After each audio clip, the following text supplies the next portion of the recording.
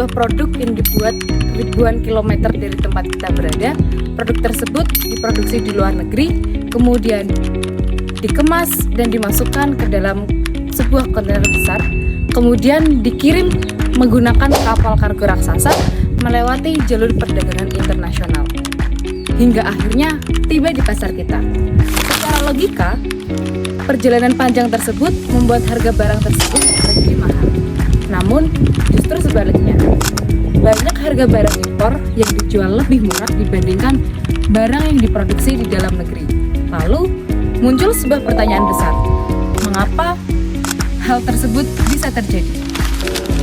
Dan fenomena tersebut bukan hanya faktor harga yang terdapat di rantai ketemuan, tapi di balik harga yang kita sebagai konsumen terdapat sistem ekonomi yang sangat kompleks.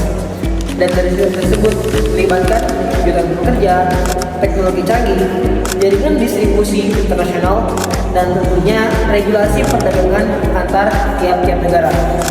Dan nantinya akan melahirkan harga per produk yang nantinya akan kita beli sebagai customer. Di berbagai negara industri, pabrik-pabrik besar dapat memproduksi barang dalam jumlah yang sangat besar di setiap harinya. Ribuan hingga jutaan memproduksi barang dalam waktu yang sangat singkat. Memproduksi barang dalam jumlah yang sangat singkat dapat menciptakan keuntungan, yaitu efisiensi skala produksi. Di mana semakin banyak barang yang diproduksi, maka setiap unit barang akan semakin rendah biayanya. Selain skala produksi yang besar, kemajuan teknologi juga memainkan peran penting dalam hal ini. Mesin produksi otomatis, sistem produksi yang modern, serta manajemen produksi yang efisien membuat barang yang diproduksi lebih cepat dan hemat biaya.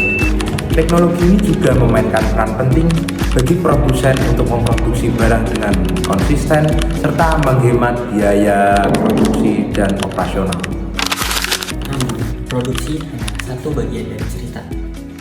Setelah barang diproduksi, produk tersebut akan didistribusikan ke berbagai negara di dunia.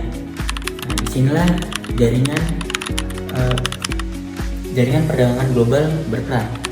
Dengan adanya sistem logistik internasional yang menjadi semakin efisien, kapal kargo besar dapat mengangkut ribuan kontainer sekaligus, yang membuat biaya pengiriman per barangnya menjadi jauh lebih murah dibandingkan yang sebelumnya. Selain itu, berbagai perjanjian perdagangan antar negara juga mempengaruhi harga barang impor. Tarif impor yang lebih rendah, kerjasama ekonomi antar negara, serta kebijakan perdagangan yang lebih terbuka membuat arus barang menjadi semakin lancar.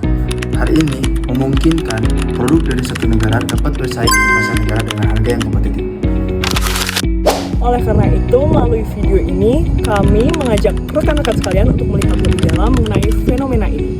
Kita akan memahami bagaimana sistem produksi global, kemajuan teknologi, serta jaringan perdagangan internasional yang membuat barang impor seringkali lebih murah dibandingkan barang lokal.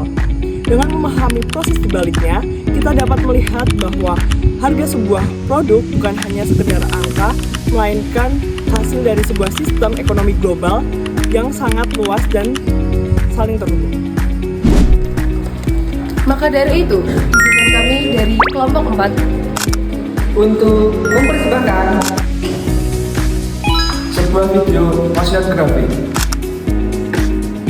Yang bertemakan Mengapa barang impor bisa lebih murah?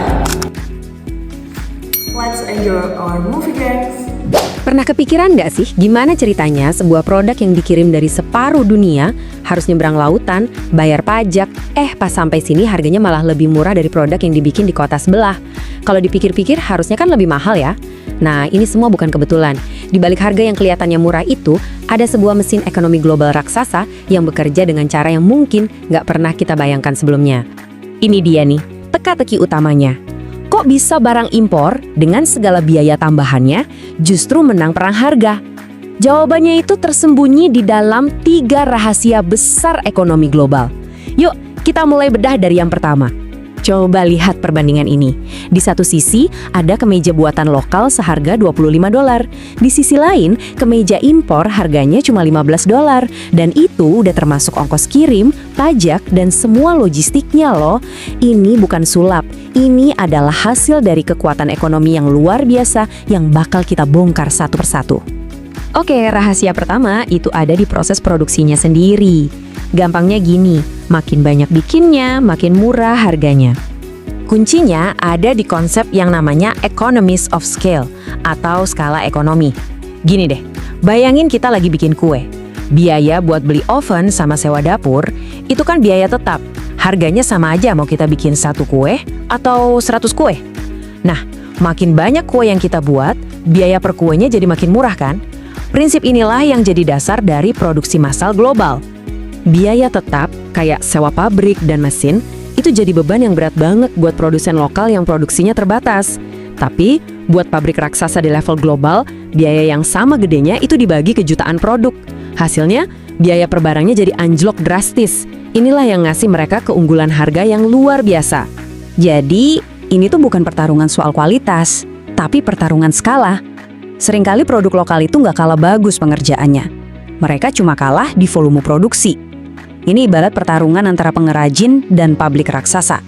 Rahasia produksi yang kedua adalah comparative advantage atau keunggulan komparatif. Anggap aja kayak sebuah tim. Setiap negara itu nggak mencoba mengerjakan semuanya sendiri, tapi mereka fokus pada apa yang paling jago mereka lakukan. Spesialisasi inilah yang bikin biaya produksi secara keseluruhan jadi lebih rendah. Contoh gampangnya, Tiongkok itu fokus di manufaktur berbiaya rendah dengan infrastruktur yang super canggih. Sementara itu, Indonesia misalnya unggul dalam menyediakan sumber daya alam mentah. Nah, ketika setiap negara memainkan perannya masing-masing sesuai keunggulannya, seluruh sistem produksi global jadi jauh lebih efisien dan pastinya lebih murah. Oke, selanjutnya ayo kita lihat gimana semua bagian-bagian ini terhubung dalam sebuah jalur perakitan global yang super besar. Lupain deh bayangan kalau satu produk itu dibuat dari awal sampai akhir di satu pabrik. Di zaman sekarang kita punya yang namanya global value chain. Sebuah produk, katakanlah ponsel di tangan Anda, itu adalah hasil perjalanan keliling dunia. Setiap komponennya dibuat dan dirakit di negara yang berbeda-beda. Tujuannya cuma satu, mencari biaya terendah di setiap langkahnya. Coba kita bayangkan sepotong kemeja. Kapasnya mungkin dari Indonesia. Terus kapas itu diterbangkan ke Vietnam untuk ditenun jadi kain, karena di sana biayanya lebih efisien.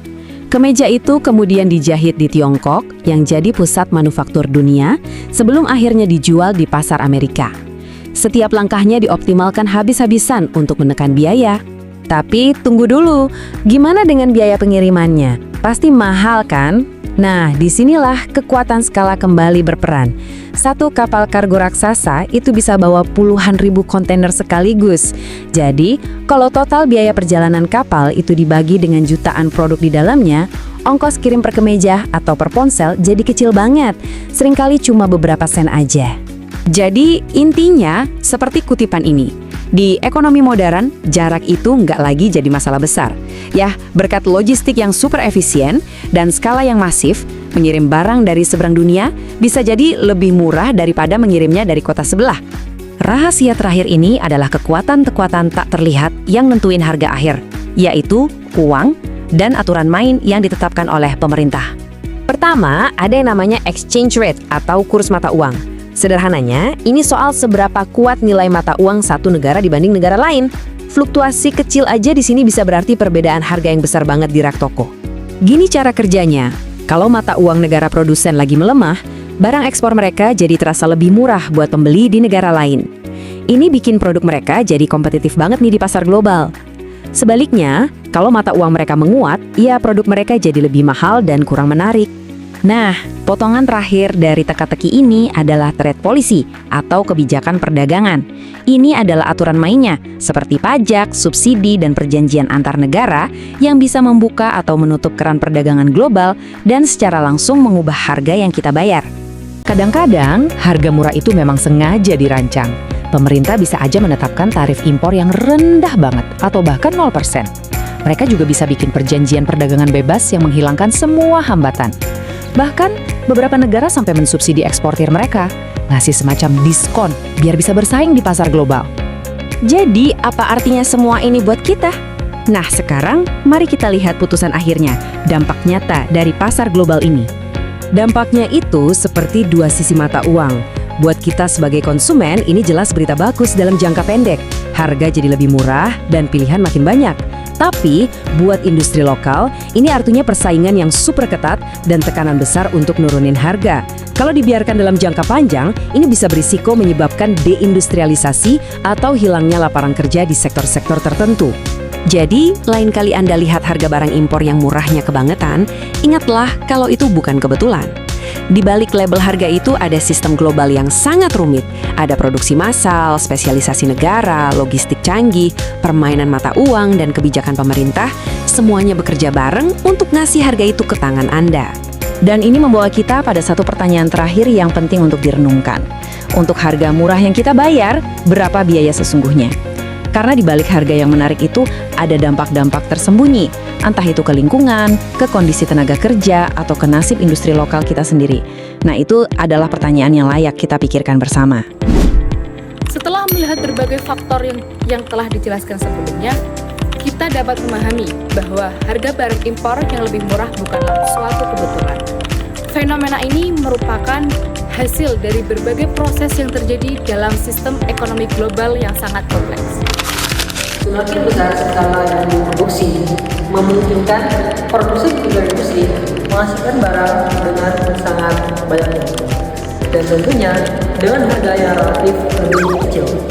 Karena semakin banyak barang yang diproduksi, tentunya harga per masing-masing produk akan lebih murah.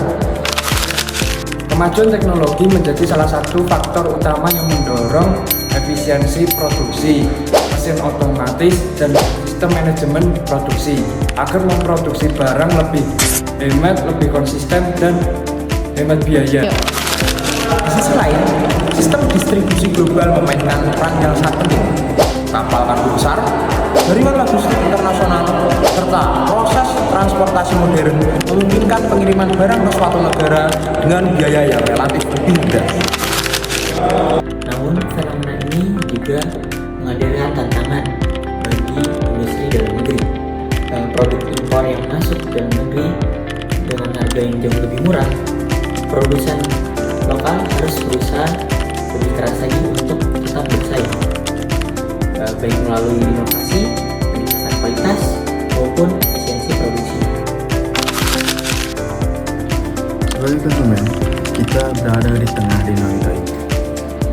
Pilihan yang kita buat dalam membeli satu produk tidak hanya mengaruhi kebutuhan kita pribadi, tetapi juga memiliki dampak terhadap perkembangan industri dan perekonomian suatu negara. Pada akhirnya, memahami fenomena barang impor yang lebih murah dapat membantu kita melihat gambaran yang lebih besar tentang bagaimana dunia ekonomi bekerja pada saat ini. Perdagangan internasional, teknologi, dan efisiensi produksi telah membentuk sebuah sistem global yang saling terhubung. Semoga penjelasan dalam video ini dapat menambah wawasan kita semua tentang dinamika ekonomi global di era modern.